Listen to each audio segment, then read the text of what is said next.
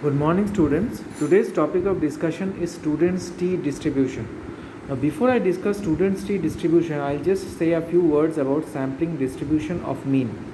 Sampling distribution of mean refers to the probability distribution of all possible means of random samples of a given size that we take from the population.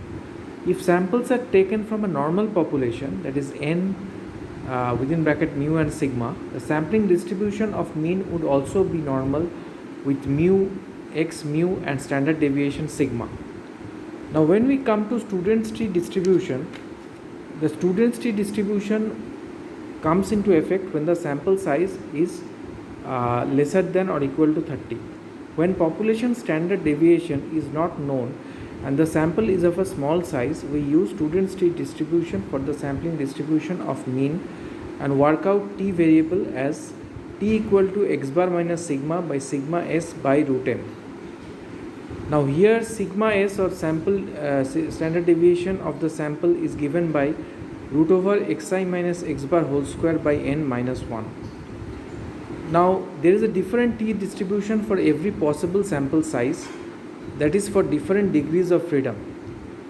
The degrees of freedom for a sample size of size n is n minus 1. That is, we take into account n and we subtract 1 from it, we get the degrees of freedom. Now as the sample size gets larger, the shape of the T distribution becomes approximately equal to the normal distribution.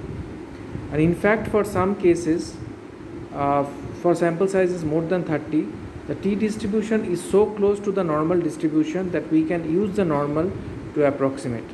So when it is more than 30, it is almost close to the normal distribution.